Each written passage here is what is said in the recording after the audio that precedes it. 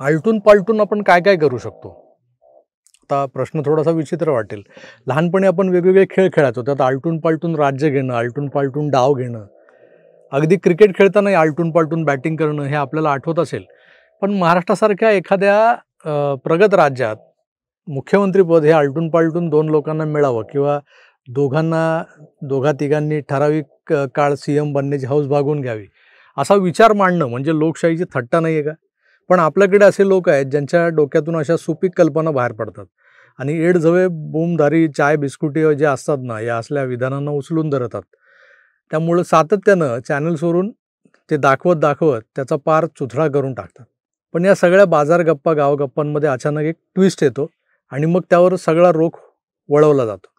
काल परवा होळीच्या रंगांमध्ये रंगून महाविकास आघाडीतल्या काही नेत्यांनी जी राजकीय धुळवड खेळली आहे त्यावरच आज आपल्याला बोलायचं आहे. तेव्हा कुठेही जाऊ नका आणि पाहत राहा आपलं आवडतं यूट्यूब चॅनल आकार DG9.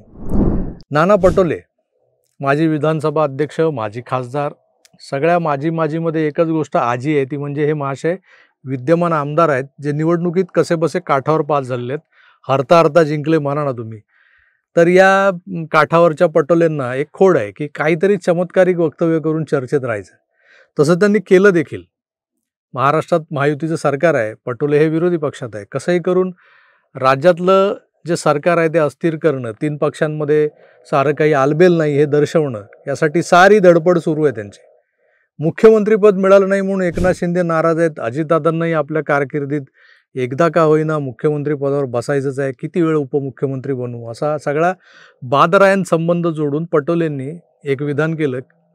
पण मी माझ्या मागच्या एका व्हिडिओत महाराष्ट्राचे सत्ताकारण उलगडून दाखवलं होतं की निलेश राणे, मुर्जी पटेल, आनंद भरोसे, संजना जाधव, राजेंद्र गावित, विलास तरे, संजय काका पाटील, प्रतापराव पाटील चिखलीकर अशा जवळपास 13 भाजपचे आमदार जे मित्रपक्षांच्या तिकिटावर जिंकून आलेत, त्यांनी जर ऐनवेळी राजीनामा दिला तर सत्ता समीकरणाचा आकडाच बदलू शकतो. त्यामुळे शिंदे आणि दादा यांना साथ घालून सोबत घेऊन मविया भाग 2चा प्रयोग करण्याचा जो विचार पटोले करतायत, यातच त्यांचं राजकीय फ्लोर मॅनेजमेंटमधलं अज्ञान स्पष्ट दिसतंय. अजित पवार आणि एकनाथ शिंदे दोघांची हालत खराब आहे.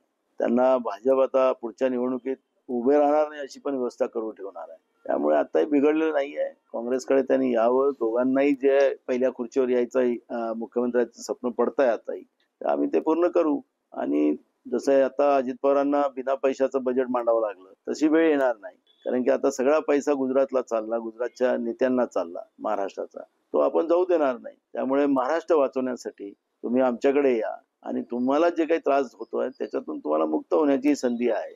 बरं, नाना पटोले बोलून गेले, पण नानांचे खास मित्र संजय राजाराम राऊत लागलीच जागे झाले. त्यांनी या शक्यतांवर बोलायचं सोडून जे कसं होऊ शकेल, नाही होऊ शकेल, नानांनी भांडं लवकर वाजवलं वगैरे ते बोललेत. पण या सगळ्या गोष्टींवर आता तात्कालिक बोलायचं सोडून त्यांनी एकनाथ शिंदेंबद्दल एक पोडी सोडली की शिंदे हे शिवसेनेत असताना पक्ष सोडून काँग्रेससोबत जायला निघाले होते. अहमद पटेल यांच्याबरोबर पहाटे शिंदेंच्या बैठकी झाल्या होत्या. पृथ्वीराज चव्हाणांना एकदा मुलाखत घ्या तुम्ही. आता अहमद पटेल नाही आहेत, त्याच्यामुळे मला फार त्याच्यामध्ये चर्चा करायचं नाही. एखादी व्यक्ती साक्षीला उपस्थित नाही आहे साक्ष द्यायला. आता अहमद पटेल आणि कोणाशी काय चर्चा पहाटे झाल्या होत्या दिल्लीत, हे सगळ्यात जास्त मला माहीत. म्हणे पहाटे, आता हे काय आलंय, पहाट हा एक पेटंट एक कालखंड या लोकांनी आता फिक्स करून टाकलाय. काही अशा घडामोडी घडतात ना, त्या पहाटे घडतात.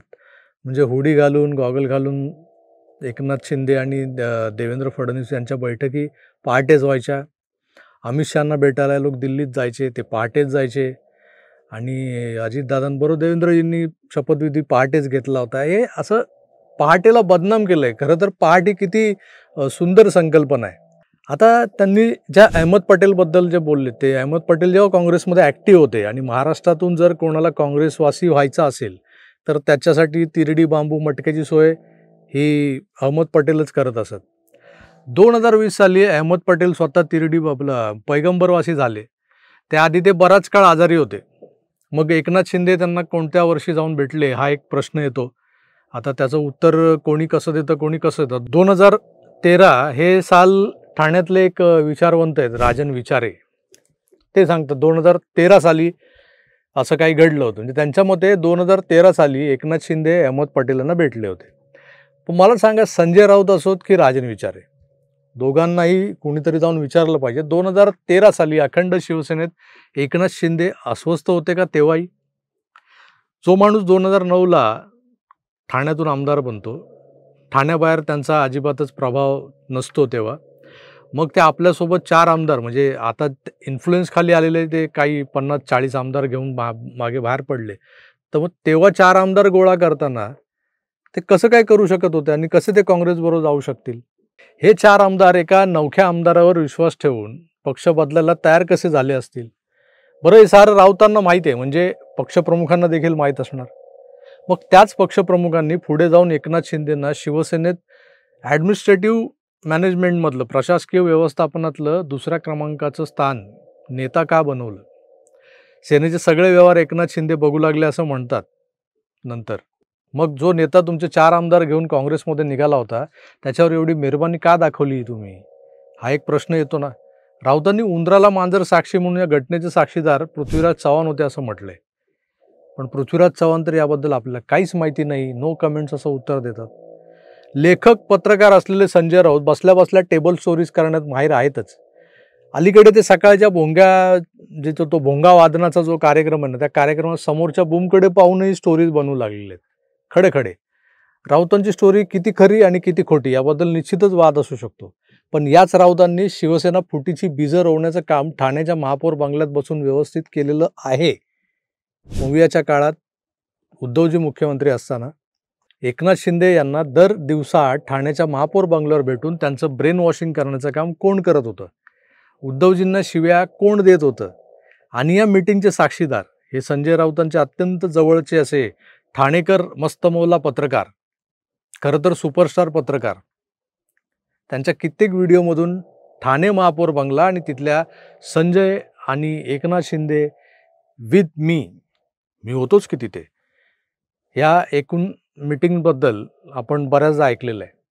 त्यामुळे जसे संजय राऊत हे महाविकास आघाडीचे को फाउंडर किंवा सहशिल्पकार आहेत ना, तसेच ते शिवसेना फुटीची बीजं पेरणारे असंतोषाचे जनकही आहेत असं म्हणावं लागेल.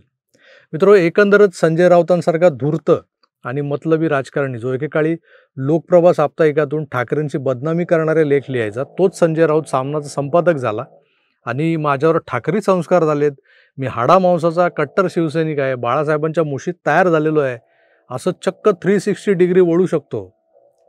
युतीत असताना मोदींनाच पंतप्रधान बनवायचं असं म्हणणारा माणूस पुढच्या महिन्यात मोदी हटाव म्हणू लागतो, यावरूनच त्याची लायकी कळून चुकते.